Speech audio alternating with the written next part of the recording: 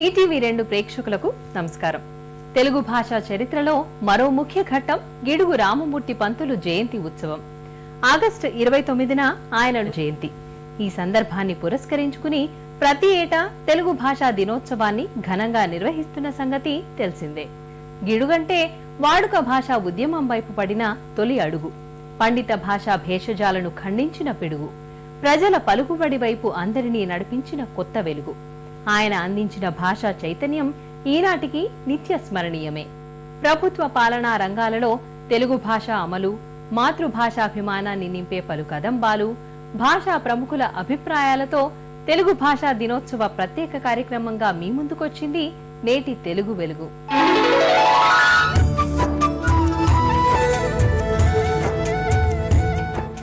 వారం వారం ప్రేక్షకుల్ని విశేషంగా ఆకట్టుకుంటున్న తెలుగు వెలుగు ప్రశ్న ఇప్పుడు మీకోసం. ఎటు నుంచి చదివినా వయ్యారమే. ఏ కులకు, బి కులుకు, సి కునకు, డి కునుకు. మీ జవాబు టీవీ అని టైప్ చేసి స్పేస్ ఇచ్చి మీ సమాధానం కులకు అయితే ఏ, కులుకు అయితే బి, కునకు అయితే సి, కునుకు అయితే డి అని టైప్ చేసి 562635కి SMS చేయండి. ప్రశ్న మరోసారి, ఎటు నుంచి చదివినా వయ్యారమే. ఏ కులకు, బి కులుకు, సి కునకు, డి కునుకు. మీ జవాబు టీవీ అని టైప్ చేసి స్పేస్ ఇచ్చి మీ సమాధానం కులకు అయితే ఏ, కులుకు అయితే బి, కునకు అయితే సి, కునుకు అయితే డి అని టైప్ చేసి 562635కి SMS చేయండి.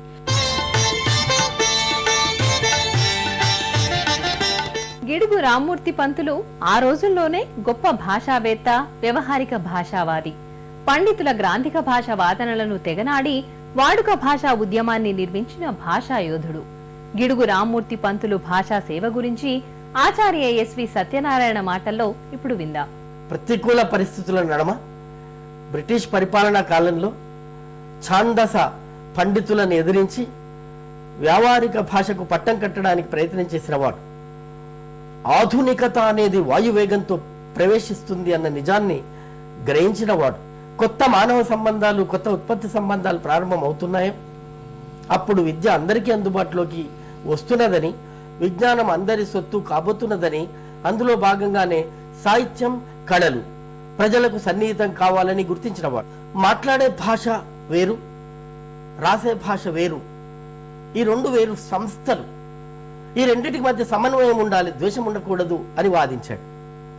ఆంధ్ర సారస్వత పరిషత్ సభలో కొక్కొండ వెంకటరత్నం పంతులు, జయంతి రామయ్య పంతులు, వేదం వెంకటరాయ శాస్త్రి, తాపి ధర్మారావు, గురజాడ అప్పారావు మొదలైన హేమాహేమీలున్న సభలో వాడుక భాషా వాదాన్ని ప్రతిపాదించాడు. విద్యా రంగంలోనూ, సాహిత్య రంగంలోనూ, పత్రికా రంగంలోనూ జన వ్యవహార భాషను ప్రవేశపెట్టాలి అని ఒక తీర్మానాన్ని ప్రతిపాదించాడు. ఒక్క గురజాడ అప్పారావు మాత్రమే దాన్ని బలపరిచాడు. ఆశ్చర్యకరంగా తాపి ధర్మారావు మొదలుకొని అందరు పండితులు వ్యతిరేకించారు. ఆ కోపముతో, పండితులపై ఉన్న ఆగ్రహంతో పండిత భిషక్కుల భాషా భేషజం అని ఒక గొప్ప గ్రంథాన్ని రచించాడు. పైగా ఇతన్ని మనం వాడుక భాషా ఉద్యమకారుడు అనే అనుకుంటున్నాం, కానీ అధ్యయనం చేస్తే తెలుగులో మొట్టమొదటి భాషా శాస్త్రవేత్త కూడా గిడుగు రామ్మూర్తి పంతులే. నిజానికి ఆ మహానుభావుని కళ పూర్తిగా నెరవేరలేదు, ఇంకా చేయాల్సిందెంతో ఉంది. దురదృష్టవశాత్తు పాలక వర్గానికి భాష పట్ల శ్రద్ధ లేకపోవడం ద్వారా అధికార భాషను అమలు చేయాల్సిన అత్యున్నతమైన సంస్థ అధికార భాషా సంఘానికి చైర్మన్ లేడు, సభ్యుడు లేడు. ఓ 4 క్లర్కులు మాత్రం కూర్చొని వెళ్ళిపోతూ ఉన్నారు. కాబట్టి దీనికి ప్రభుత్వానికి ఎలాగూ చిత్తశుద్ధి లేదు. కాబట్టి విద్యారంగంలో పనిచేస్తున్న నిపుణులు, సాహిత్య రంగంలో పనిచేస్తున్న రచయితలు, కవులు, కళాకారులు, పత్రికా రంగంలో పనిచేస్తున్న జర్నలిస్ట్ మిత్రులందరూ గిడుగు రామ్మూర్తి జన్మదినాన్ని స్ఫూర్తిగా తీసుకొని అన్ని రంగాలలో తెలుగు వ్యవహారంలోకి రావాలని, తెలుగు బతకాలని, తెలుగు 4 కాలాల పాటు వర్ధిల్లాలని శపథం చేయడానికి, పూనుకోవడానికి ఇది ఒక మంచి రోజు.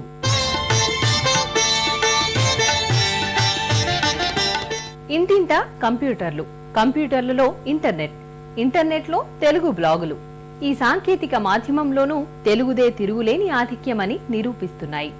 దేశ భాషల్లోనే కాదు, అంతర్జాలంలోనూ తెలుగు లెస్స అని చాటుతున్నాయి. తెలుగు బ్లాగుల్లోని ఆసక్తికర విశేషాలెన్నో. అబ్బురపరిచే సరికొత్త భాషాంశాలు మరెన్నో.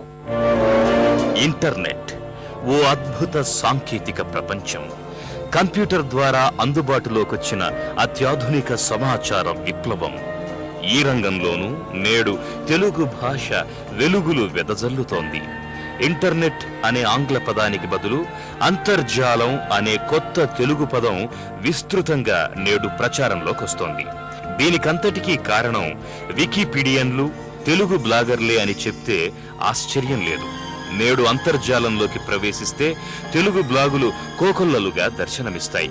ఇవన్నీ కంప్యూటర్ ప్రపంచంలో తెలుగుకి పట్టం కడుతున్నాయి. రకరకాల అంశాలను తెలుగు అభివ్యక్తితో అందిస్తున్నాయి. తెలుగు సైట్లు ఉన్నాయి. ఈరోజు తెలుగులో వికీపీడియా ఉంది, తెలుగు బ్లాగులు ఉన్నాయి, తెలుగులో ఈమెయిల్ పోర్టళ్ళు ఉన్నాయి, తెలుగులో సెర్చ్ ఇంజిన్లు ఉన్నాయి. ఈ రకంగా తెలుగు అంతర్జాలంలో గత 4-5 ఏళ్ల స్వల్ప వ్యవధిలోనే శాఖోపశాఖలుగా విస్తరించింది. దీని వెనుక చాలా కృషి ఉంది. ఈ కృషి అంతా ఒక ప్రభుత్వమో లేకపోతే ప్రభుత్వ కమిషనో కార్పొరేషనో చేసింది కాకుండా స్వచ్ఛందంగా ముందుకు వచ్చినటువంటి మన తెలుగు బిడ్డలు, మన తెలుగు సాఫ్ట్వేర్ ఇంజనీర్లు చేసిన సేవ. తెలుగులో బ్లాగుల నిర్వహణ వల్ల ప్రయోజనాలు కోకొల్లలు. ముఖ్యంగా దేశ దేశాలలోని తెలుగు వారంతా తెలుగులోనే తమ అభిప్రాయాలు వ్యక్తం చేయడానికి బ్లాగులే వేదికలవుతున్నాయి. తమ తమ ఊర్ల గురించి, పుట్టి పెరిగిన వాతావరణాల గురించి వారంతా బ్లాగులలో తేట తెలుగులోనే ముచ్చటించుకుంటున్నారు. సాంకేతిక నిపుణులు, సాఫ్ట్వేర్ ఇంజనీర్లు వీళ్ళందరూ కూడా ఆ ఇంగ్లీష్లో రాసుకుంటూ ఇంగ్లీష్లోనే మాట్లాడుతూ తెలుగు గురించి పెద్ద పట్టించుకోరనే అభిప్రాయం నాకు కూడా ఉండేది, చాలా మందికి ఉంది ఈ రోజుల్లో. కానీ వాళ్ళందరూ కూడా చక్కటి తెలుగులో బ్లాగులు రాస్తూ ఆసక్తికరమైన విషయాలను తెలియజేస్తూ ఉన్నారు. ఈ బ్లాగులు కూడా ఒక చక్కటి మాధ్యమంగా మన తెలుగు సమాజంలో స్థిరపడే రోజు రానుంది. సుమారు 1400కు పైగా తెలుగు బ్లాగులు నేడు అంతర్జాలంలో అలరిస్తున్నాయి. తెలుగు పలుకుని నలుదిశలా పరివ్యాప్తి చేస్తున్నాయి. ఈ అంతర్జాలం మొత్తాన్ని శోధిస్తే సుమారు 40,000 వ్యాసాలు వివిధ అంశాలపై తెలుగులో కనిపిస్తాయి. భారతీయ భాషల్లో అత్యధిక వ్యాసాలున్న భాష మనదే కావడం నిజంగా గర్వకారణం. బ్లాగు అనేది వ్యక్తిగత స్థాయికే పరిమితమైన అంశం. వికీపీడియా అంటే కొందరు సమష్టిగా ఒక ప్రత్యేక అంశంపై నిర్వహించే సమాచార కేంద్రం. ఇలా తెలుగు సమాచారంతో కూడిన వికీపీడియా నేడు అంతర్జాలంలో ఎంతో ఆదరణ పొందుతోంది. వికీపీడియన్లు తొలుత చేసిన ప్రయోగాలే అంతర్జాలంలో తెలుగు వికాసానికి స్ఫూర్తినిచ్చాయి. తెలుగు బ్లాగుల్లో సాహిత్య సంబంధమైనవి అనేకం కనిపిస్తాయి. పత్రికలు, ప్రసార మాధ్యమాలకు పోటీ పడే రీతిలో ఇవి సాహిత్య సేవ చేస్తున్నాయి.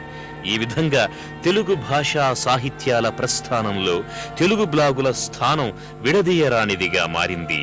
రాబోయే తరాలకు ఇవే బలమైన భాషా వారధుల్లా నిలుస్తాయని చెబితే ఏమాత్రం అతిశయోక్తి కాదు.